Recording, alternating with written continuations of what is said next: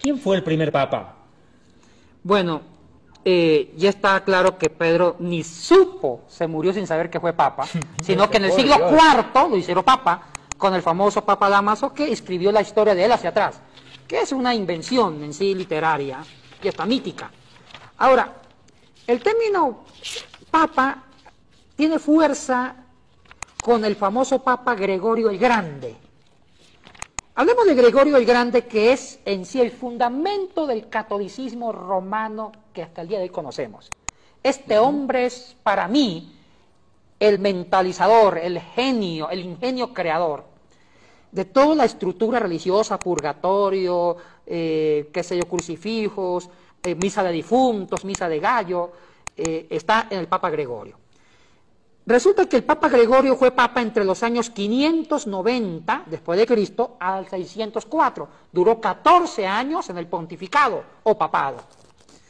Antes de Gregorio, los que existían eran obispos. Obispos de Roma. Antes de Gregorio, no había un jefe universal eclesiástico, no. Los que existían eran obispos o patriarcas en diferentes ciudades cristianas. Un ejemplo. Había un obispo en Constantinopla, que era el jefe eclesiástico de Constantinopla, con otros obispos auxiliares, que era un cuerpo colegiado, y con sacerdotes, presbíteros, como se llamaba antiguamente.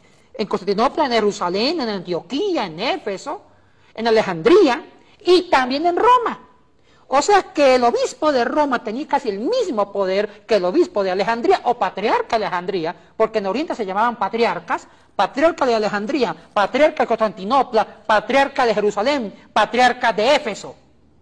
Así llaman patriarcas, obispos. Pero, ¿qué pasó? Habían dos imperios. Estaba el imperio de Oriente, que lo manejaban los descendientes de Constantino. Constantinopla fue la ciudad que fundaron. Exactamente, que fundó la actual Constantino. Turquía, la actual Estambul. Muy bien, sí, de acuerdo, David. Sí. Y quedó Occidente. También lo manejaron descendientes de Constantino. Bueno, la división del imperio ya fue en el siglo II, inclusive en el siglo III con Diocleciano. Pero, ¿qué pasa? Occidente siempre fue amenazado por los bárbaros, estragodos, vándalos, visigodos, etc. Entonces, ya en el siglo IV y siglo V, los vándalos, los bárbaros, toman Roma, toman Occidente. Se destruye el imperio de Occidente, más queda viviendo el imperio romano de Oriente. Persistió. Persistió. ¿Qué sucedió ahí? La única autoridad eclesiástica era el obispo de Roma. Pero resulta que los bárbaros no eran buenos gobernantes, eran buenos para la conquista, para la barbarie, para tomar, para la guerra, pero no eran buenos para gobernar y administrar. Entonces muchos bárbaros se hicieron cristianos, David, Arturo. Se convirtieron al cristianismo católico y el Papa pescó en río revuelto, el obispo de Roma. Entonces el obispo Gregorio, año 590-604, al ver que los bárbaros no eran buenos para gobernar, él fue usurpando poderes. Aparte del poder religioso que tenía en Roma, fue usurpando el poder administrativo civil y fue educando a los bárbaros cómo gobernar. O sea, fue controlando el Estado de Occidente. Y poco a poco Gregorio fue centrando el poder en sí y empezó a formar el título de Papa, que posteriormente otros papas sucesores dieron fuerza al término Papa, como un padre.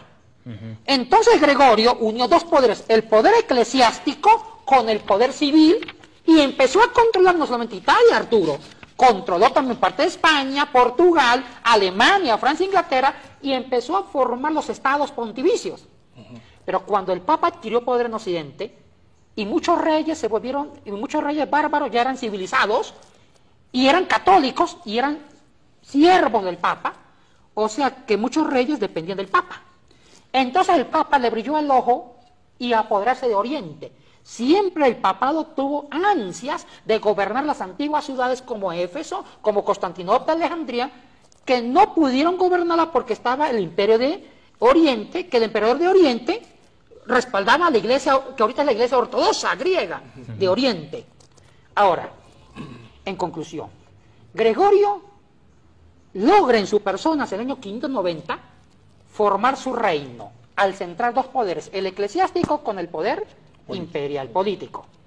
Y es más, David, este poder quedó casado en el año 800, el 25 de diciembre, cuando el Papa León, junto con el famoso Carolingio, Carlos Magno, Claro, el Imperio Carolingio. Carolingio, descendiente de Carlos Martel, francés, forman un matrimonio entre la Iglesia Católica y el Estado, y nace un nuevo concepto de imperio, el Sacrosanto Imperio Romano en el año 800. O sea que el matrimonio quedó tan bien calzado que Occidente quedó en las manos del Papa y de un emperador que era manejado por el Papa. Ahora, Oriente siguió otra historia, que fue la iglesia que se separó de Occidente, que es la Iglesia Ortodoxa griega. Y mire que en el papado de Gregorio nace el tema del purgatorio. Antes de adelantarnos, Todo a esto. Yatensi, con el más debido respeto a Yatensi, hay dos puntos que aquí me llaman la atención. Ya. Jesucristo dijo, den al César lo que es del César y a Dios lo que es de Dios. Con eso entiendo, él puso un límite, una barrera, pongamos así, una frontera, creo que es lo más correcto, una frontera entre el poder político y el poder religioso. Jesucristo nunca estuvo de acuerdo en fusionar la política con la religión, al menos entiendo yo. Sin embargo, la Iglesia Católica Romana va en contra de la enseñanza de Jesucristo y fusiona en contra de la Biblia el poder político con el poder religioso para hacerse casi un todopoderoso. De acuerdo. ¿Estamos así? Totalmente de acuerdo, David. Mire, ese ha sido el peor error del catolicismo, fue ser declarado como la religión oficial del imperio romano en el Oriente. O sea que cuando Constantino oficializa el cristianismo, pensó que le hacía un beneficio, le perjudicó a la iglesia. Porque hasta el siglo IV la iglesia primitiva era buena. Testimonio, sangre, no había robos ni explotación. Claro que también había pecado, pero era otra iglesia, la iglesia ideal. Era la que buscaba la santidad. Cuando se casó con Constantino, cuando Constantino hizo de la iglesia católica antigua la oficial del imperio, ahí empieza el paganismo dentro de la iglesia. Y eso fue lo que Gregorio hizo. Empieza a incorporarse la idolatría, que nace con Constantino, y después con Gregorio empieza el tema del purgatorio, la adoración, inclusive todo el tema de la sacralización de María, de la virginidad, todo esto nace con Alejandro. Bueno, después lo podemos tocar más adelante. Me gustaría, Yatensi, dos puntos. La palabra papa es una palabra que aparece con más debido respeto, permítame un segundo, por favor, utilizada en el año, permítame un momentito, por favor, en el año 607, tengo este dato, el obispo de Roma, Bonifacio III, por primera vez se le otorga con altos honores el título de papa.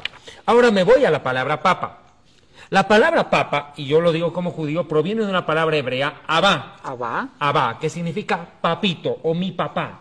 Pero es una palabra que según la tradición judía y el Talmud judío enseñan, es la primera palabra que un niño pronuncia cuando nace y se refiere a Dios.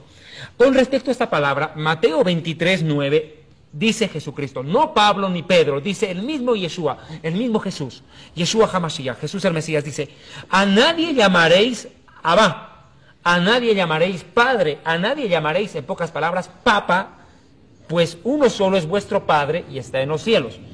Más allá de eso, la Iglesia Católica Romana lo llama Santo Padre, colocándole a un hombre, que en este caso sería actualmente Benedicto XVI, colocándole a Benedicto XVI el título de Dios Padre. ¿Estamos en eso? Bueno, eso para mí es un pecado. Pero es eso, ¿verdad? Porque el único Padre, el único Papa es Dios.